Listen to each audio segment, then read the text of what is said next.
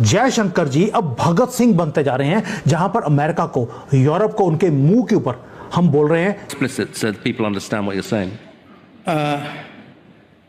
Europeans sell weapons which are used to attack India.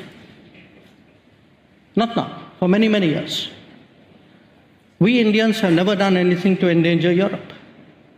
When you get a message out like this to the world, it amplifies the security in the economy. कहते हैं किसी तारुफ के मोहताज नहीं और बड़े तगड़े आदमी।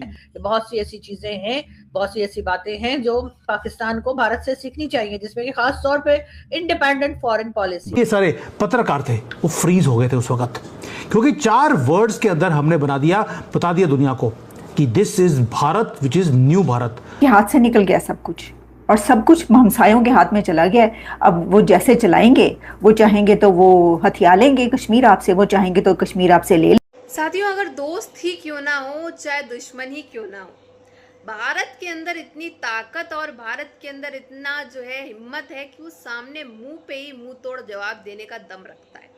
जी हाँ, चाहे वो कोई क्यों ना हो, डॉक्टर एस जयशंकर जी हो, मोदी जी हो या अजीत डोभाल जी क्यों ना हो। जिस तरह से डॉक्टर एस जयशंकर का ये नया अवतार और नया रूप जो देखा जा रहा है, जिस तरह से उन्होंने मुंह तोड़ जवाब दिया है यूरोप को कि दोस्ती की आड़ में तुम हमको हथियार बेचते हो, तो ये चीज उनके मुंह पे सीधा सीधा तमाचा पड़ी है एक तरह से देखा जाए तो। और अपने आप में ये बहुत गर्व की बात है कि भारत के अंदर इतना जज्बा और इतनी हिम्मत है कि वो सामने वाले के मुंह पे बोलता है, ना कि पीठ पीछे। लाइक पाकिस्तान, जो पाकिस्तान है वो पीठ पीछे ही हमेशा बातें करता है, आगे बातें करता भी है, तो सामने लड़ने की हिम्मत और दम तो उसके अंदर बिल्कुल ही नहीं है।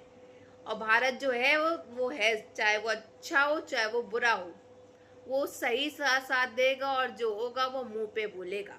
यूरोपीय देश ऐसे हथियार बेचते हैं जिनका इस्तेमाल भारत पर हमला करने के लिए किया जाता है। ये आज की बात नहीं है, बल्कि कई सालों से होते आया है। Which are used to attack India. Not now, for many, many years. We Indians have never done anything to endanger Europe. So I think that's a reasonable point. Okay.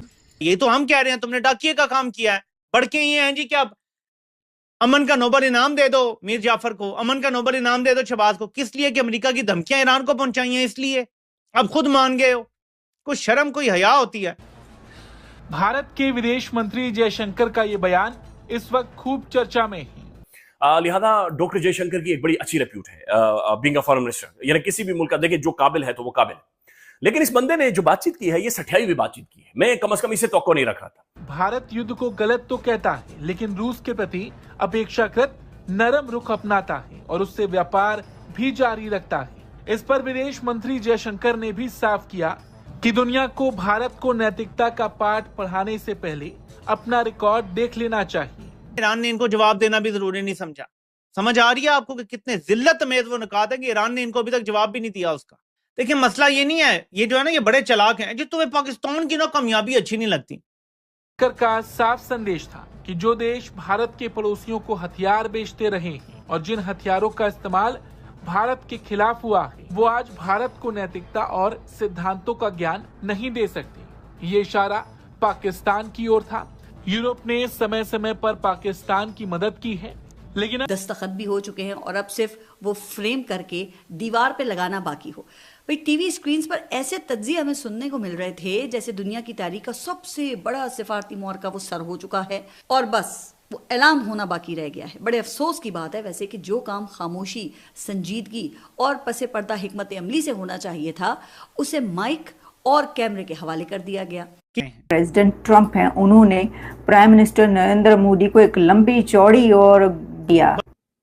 But India में थोड़ी और काबिलियत है because it is the 4th 5th biggest economy और उसके पास nuclear triad है India के पास, जो पाकिस्तान के पास नहीं है। पाकिस्तान में लोगों का political system, political parties, political leadership से भरोसा खत्म हो। The longest serving premier prime minister कहता है हकीकत ये है कि अमेरिका और ईरान की और इंडिपेंडेंट फॉरेन पॉलिसी के चलते ही ये हुआ कि अगर अमेरिका कहता है कि जी आप रशिया से ऑयल नहीं ले सकते, लेकिन अगर भारत को ऐसा लगता है कि उसे रशिया से ऑयल लेना चाहिए, तो भारत वो ऑयल ले रहा है और किसी तरीके से नहीं रोका गया। लेकिन बात सारी फिर वही आ जाती है कि आपकी इंडिपेंडेंट फॉरेन पॉलिसी कैसे हो पाएगी?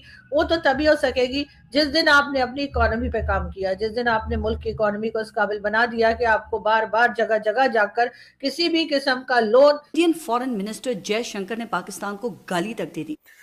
उन्होंने कहा, हम भारतीयों ने कभी ऐसा कुछ नहीं किया जिससे यूरोप असुरक्षित महसूस करे या उसकी सुरक्षा खतरे में पड़ी। इसलिए मुझे लगता है कि ये एक बिल्कुल वाजिब बात है। जयशंकर का ये बयान सिर्फ एक जवाब नहीं था, बल्कि यूरोप के उस नजरिए पर सीधा सवाल था जिसमें अक्सर दुनिया के दूसरे देशों की विदेश नीति को नैतिकता के तराजू पर तौला जाता है, लेकिन अपने फैसलों की समीक्षा नहीं की जाती। भारत का जो अभी वसाइल का मिनिस्टर है, ऐसी भी इंडिपेंडेंट हो जाएगी। अभी तो आप देख ही रहे हैं कि किस तरह से कभी ट्रम्प हमें, या ट्रम्प कह लीजिए या अमेरिकन गवर्नमेंट किसी भी जमाने की, कभी वो हमें अफगानिस्तान के खिलाफ इस्तेमाल करती है तो कभी वो हमें गजा भेजने के लिए इसरार करते हैं। पाकिस्तान के पास अभी इतनी भी ताकत नहीं है कि हम इस वक्त ये कह सके साफ साफ कि जी ट्रम्प को इनकार कर सके कि हम अपने ट्रुप्स को गजा नहीं भेजेंगे। और ये बात से कोई फर्क नहीं पड़ता था कि मुल्क की हालत सुधर रही है या नहीं सुधर रही, क्योंकि उनकी अपनी हालत जो है वो बेहतर से बेहतर होती चली जा रही थी। और यही सेल्फिशनेस थी जिसकी वजह से बहुत से लोग जो है वो मुल्क को जो डैमेजेस हुए हैं, जो नुकसान हुए हैं, उसमें उनका भी कहीं ना कहीं हिस्सा है। अब अगर लोग बात करते हैं, यहाँ से कहते हैं, उनको गलती का एहसास दिलाने की कोशिश करते हैं, कम से कम आवाज उठाते हैं, तो उसका मतलब हरगिज ये नहीं होता। या जो लोग मुल्क में गवर्नमेंट लाते ले जाते हैं, या वो लोग जो गवर्नमेंट में होते हैं और पावरफुल होते हैं, उनको चाहिए कि वो इकोनॉमी पे बहुत सिंसियरली काम करें, लेकिन अपनी पर्सनल इकोनॉमी पे नहीं, मुल्क के।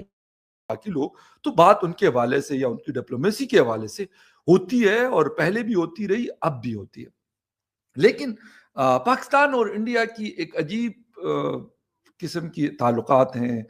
बीच में ऐसी कोई मौके आ जाते हैं कि हालात इस लेवल पे आ जाते हैं कि एक दूसरे के खिलाफ बाकायदा फौज का इस्तेमाल या एयरफोर्स का इस्तेमाल करते हैं। 2009 लोग तंग हैं, कारोबारी तबका तंग है, ट्रांसपोर्टर तंग हैं, वकला और सिविल सोसाइटी के लोग तंग हैं, ताजर बिरादरी तंग है। और वो किस कदर तंग हैं इसका इजहार उन्होंने आज हड़ताल करके किया।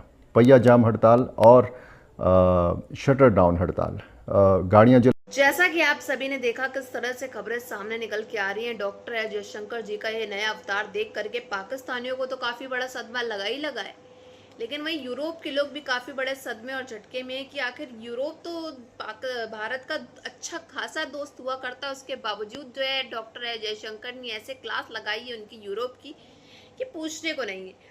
ऑब्वियसली ये होना ही था। जिस तरह से यूरोप का रुख जो है वो बदलता हुआ नजर आ रहा था, जैसे उसने पाकिस्तान की तारीफ करी थी, पाकिस्तान का साथ देने लगा था, तो ये लेक्चर और ये जो क्लास है ये लगना जायज थी, क्योंकि जिस तरह से इनके हालात और जो चीजें हैं वो बदलती जा रही हैं, तो ये होना बहुत जरूरी था। यूरोप के लिए बहुत बड़ी सीख है अब ये। और भारत यानी कि हिंदुस्तान इतनी हिम्मत रखता है कि मुंह पे सीधा जवाब दे, ना कि पीठ पीछे जो है बातें करे। इससे साफ तौर पे दिखाई देता है कि भारत के अंदर इतनी हिम्मत और ताकत है जो कि और किसी के अंदर नहीं है, कि उस सामने वाले के मुंह पे साफ बोल दे कि आप जो है वो दोस्ती की आड़ में हमारे साथ जो है हथियार लेते हो, हमसे हथियार हमको बेचते हो। तो यही से सब दर्शाता है कि किस तरह से भारत है, क्यों भारत का नाम है दुनिया भर में, भारत क्यों सुपर पावर है, भारत के मिनिस्टर्स की क्यों चर्चाएं हैं, भारत है तो सब है, ये क्यों कहा जाता है? क्योंकि भारत एक ऐसी मिसाल है जो किसी के पास नहीं है। भारत के अंदर जो चीजें हैं, भारत के पास जो है वो कहीं नहीं है, और भारत कभी जो है गलत का साथ कहीं नहीं देता है, चाहे उसके सामने उसका दोस्त ही क्यों ना खड़ा हो। आप इसे समझ रहे हैं ना, मतलब क्या है इसका? इसीलिए भारत के लोग इनको गर्व, इस चीज पे गर्व करते हैं और इन सबको इतना प्यार करते हैं, और वो गर्व करते हैं कि वो हिंदुस्तान में है। यही से आप समझ ले। बाकी आप सबकी क्या राय है कमेंट बॉक्स में जरूर बताइएगा।